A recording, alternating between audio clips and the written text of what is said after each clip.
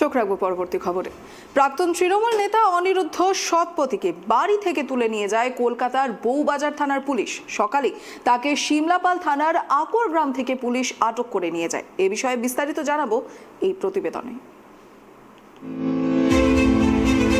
স্থানীয় সূত্রে জানা যায়, অনিরুদ্ধ সৎপতি তৃণমূলের জন্মলগ্ন থেকেই দলে ছিলেন। এমনকি 2013 থেকে 2018 তিনি শিমলাপাল পঞ্চায়েত সমিতির শিক্ষা কর্মাধ্যক্ষের দায়িত্ব সামলেছেন। যদিও সাম্প্রতিক কয়েক বছর প্রত্যক্ষ রাজনীতির সঙ্গে যুক্ত ছিলেন না তিনি। এদিকে এক বিশেষ সূত্রে জানতে পারা যায় যে প্রাক্তন তৃণমূল নেতা অনিরুদ্ধ সৎপতিকে কলকাতার বউবাজার থানার পুলিশ 120B, 420, 467, 468, 471 ধারায় আটক করে। এই দিনে অভিযুক্তকে নিয়ে কলকাতার উদ্দেশ্যে রওনা দিয়েছিলেন বউবাজার থানার পুলিশ কর্মী আধিকারিকরা। তবে এ বিষয়ে প্রতিবাদ জানিয়েছেন অনিরুদ্ধ সৎপতির স্ত্রী সাগরিকা সৎপতি। না, আমার স্বামী ওরকম লোক নন। উনি সততার সাথে কাজ করেছেন, আমার বাড়ির টাকা দিয়ে আমাদের থেকে এরকম করে বিশেষ করে আমরা কোনো দিন উনি কোনো ফ্রড কেসে নেই। এগুলো সব মিথ্যা কেস। আমরা এখন কোনো কিছুই বুঝতে পারিনি। আমার নিজের ঘর থেকে টাকা দিয়ে আমি একটা শিমলাপালের বুকে একটা ঘর যদি টিএমসিকে আজ 20 বছর দিয়ে থাকি, তাহলে আমার স্বামী ফ্রড কেস করছে? ফ্রড কেস নয়, ওগুলো সব মিথ্যা। অনিরুদ্ধ সৎপতির স্ত্রী সাগরিকা সৎপতির দাবি, তার স্বামীকে মিথ্যে মামলায় ফাঁসানো হয়েছে। শুধুমাত্র চাষাবাদ করেই তাদের সংসার চলে বলে তিনি জানান।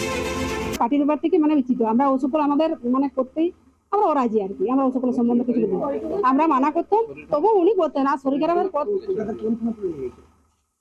কোন থানা? বউবাজার থানা। আমরা এখনো এই ব্যাপারে কিছু আমরা পারিনি। আমরা তো আর কোনো আমাদের চাকরি বাকরি নেই, আমরা বেকার। আমার ছেলেও বেকার, এখনো কোনো কিছুই করেনি। তাহলে উনিও চাষবাস করেন। আর হয়তো বললাম 2007 সালে অ্যাক্সিডেন্ট হওয়ার পরে ওনার একটু মাথার একটু ডিফেক্ট হয়েছে। এ বিষয়ে বিজেপির তালডাংরা মণ্ডল 3 সভাপতি অলোক মহান্তির দাবি করেন যে নিয়োগ দুর্নীতিতে শাসক দলের রাঘব বোয়ালদের ইডি সিবিআই এর হাত থেকে বাঁচাতে প্রাক্তন এই শিক্ষা কর্মাধ্যক্ষকে পুলিশ আগের থেকেই নিজেদের হেফাজতে নিয়ে নিয়েছে। নিয়োগ দুর্নীতির অনেক তথ্য এই প্রাক্তন তৃণমূল নেতা জেনে থাকলেও থাকতে পারেন বলে সভাপতি অলোক মহান্তি মনে করছেন। গ্রেপ্তার প্রসঙ্গে তো এটুকুই বলতে পারি যে তৃণমূলের যে সমস্ত নেতা আছেন, তা শিমলাপালে বলুন বা অন্য বিভিন্ন জায়গায় বলুন, তারা প্রত্যেকে দুর্নীতির সাথে যুক্ত। তো এই যে শিমলাপালের প্রাক্তন শিক্ষার কর্মাধ্যক্ষ, তিনি যদি সিবিআই বা ইডি হাতে পড়ে যেতেন, তাহলে তো দেখা যেত শিমলাপালের যারা রাঘব বোয়াল নেতা আছেন তৃণমূলের, তারা ধরা পড়ে যেতেন, বা বাঁকুড়া জেলার যিনি কর্ণধার আছেন তিনি ধরা পড়ে যেতেন, বা আরো রাজ্যের যিনি বড় বড় নেতা মন্ত্রী আছেন তারা ধরা পড়ে যেতেন।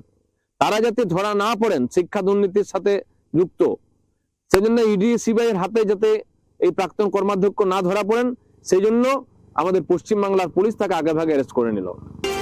এদিকে বাঁকুড়া জেলা তৃণমূলের সম্পাদক রামানুজ সিংহ মহাপাত্র বলেন, অনিরুদ্ধ সৎপতি এবং তিনি তারা দুজনেই একসাথে দীর্ঘদিন ধরে রাজনীতি করেছেন।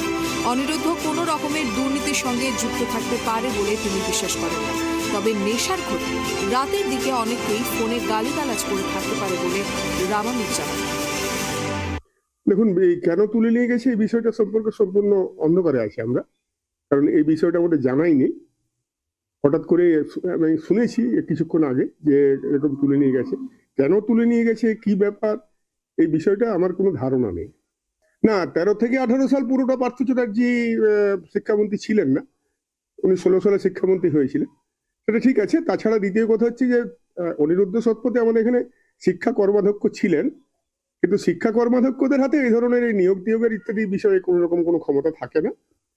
আর তাছাড়া আমি তো অনিরুদ্ধ সৎপতিকে দীর্ঘদিন চিনি, আমার সঙ্গে একসঙ্গে রাজনীতি করেছি, আগে কংগ্রেস করেছি, তারপর 98 সাল থেকে তৃণমূল কংগ্রেস করেছি, দীর্ঘদিন একসাথে করেছি। কোনো রকম কোনো দুর্নীতির সঙ্গে অনিরুদ্ধ সৎপতি যুক্ত আছে এই কথাটা আমি বিশ্বাস করতে পারছি। কিন্তু আজ এভাবে হঠাৎ প্রাক্তন তৃণমূল নেতা অনিরুদ্ধ সৎপতিকে পুলিশের হেফাজতে নেওয়ায় বহু প্রশ্ন বাসা বাঁধতে শুরু করেছে।